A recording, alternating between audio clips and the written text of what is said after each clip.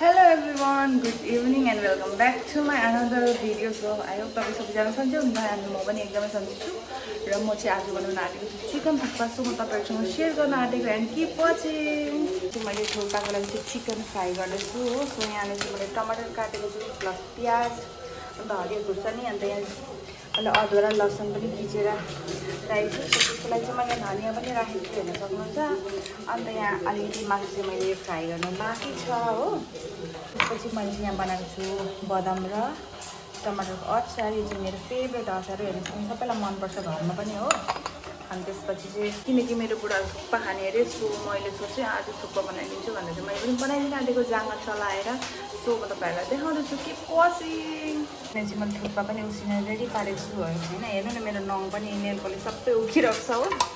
So thukpa ready छ। यहाँ किचनको चाहिँ मेरो यस्तो हालत छ। मासु पनि रेडी हुँदैछ। सो यहाँ मम्मीको लागि चाहिँ खाना पाक्यो हो। मेरो चाहिँ चिकन पनि ब्राउन भइसकेको छ। अब सो म चाहिँ यसलाई निकालिदिन्छु। मैले एक फ्राई गरेर मासु चाहिँ एक्स्ट्रा राखिरहेको छु खानुको लागि। यो चाहिँ हो थुक्पामाथि युज गर्नुको लागि। अन्त यसमा चाहिँ म ग्रेभी बनाउँछु भनेर चाहिँ मैले यहाँ पकाउँदैछु। यहाँनिर चाहिँ आइपिएल चलिरहेको छ गाइस, हेर्न सक्नुहुन्छ। दुईजनाको चाहिँ टिभी एडिक्टेड, क्रिकेट एडिक्टेड। यहाँनिर चाहिँ मैले टमाटरहरूको हल्का ग्रेभी बनाउँछु भनेर चाहिँ सानो फ्लेममा चाहिँ मैले गर्दै मासु बनाएको यसमा फ्राई गरेको सबै डढेछ हल्का हल्का कि गाइस डोन्ट माइन्ड। सो यसलाई म हल्का ग्रेभी हुन दिन्छु फर्स्ट। सो फाइनली मेरो चाहिँ मासु पाकिसकेको छ हो। प्लस मैले धनिया पनि काटिसकेको छु।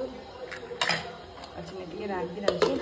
पुरा गर्मी चाहिँ गाइस, किनकि म थाकी पनि रहेको छु। बिहान गएको हो बिएच, अन्त हामी 4 बजी चाहिँ फर्केको। सो हामीले केही खाएको पनि थिएनौँ। अन्त नक्सलमा आइकन चाहिँ मोमो चाउमिन खाएर चाहिँ आएको।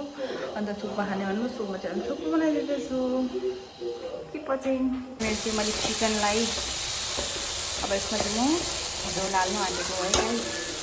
सो मैले चाहिँ कन्टेनर पनि रेडी गरिसकेको छु। प्लस पानी म हाल्नुको लागि भन्दा चाहिँ रेडी छ। यो चाहिँ म हाल्छु अब पानी एड गरिदिन्छु।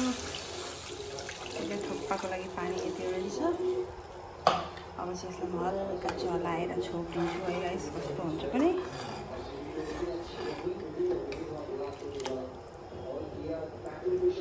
प्याज यो काटिदिइसकेको छु। प्लस खुर्सानी जो म लास्टमा एड गर्छु भनेर चाहिँ धनिया पनि मैले काटेको ठुलो काटिसकेको छु।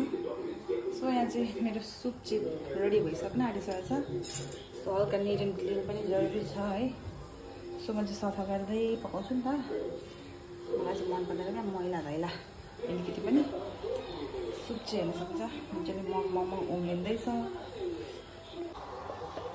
सो यहाँनिर चाहिँ थुक्पा रेडी भइसकेको छ गाइस, हेर्न सक्नुहुन्छ है।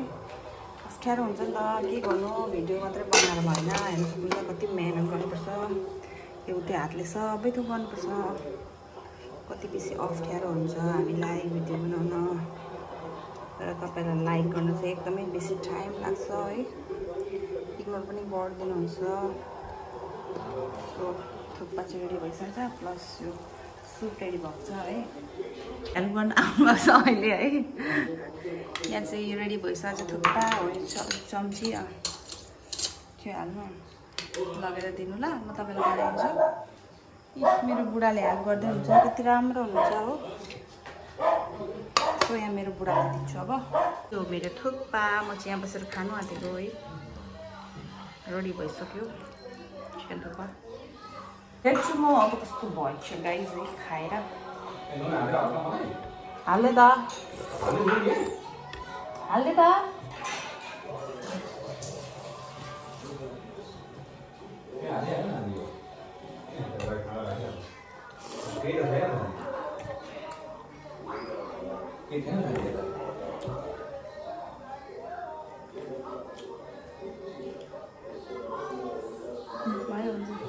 खाइहाल्नु फेरि सेल आउँछ, मिठो हुँदैन। यताबाट कुद्नु भएको छ खाँदै हो।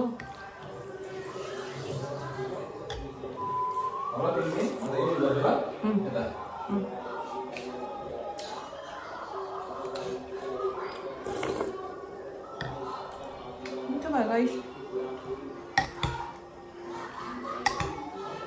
कटौरा सानो भयो जस्तो छ मेरो है गुड माइन्ड यहाँ खाँदै हुनुहुन्छ पप्पा बसेर बस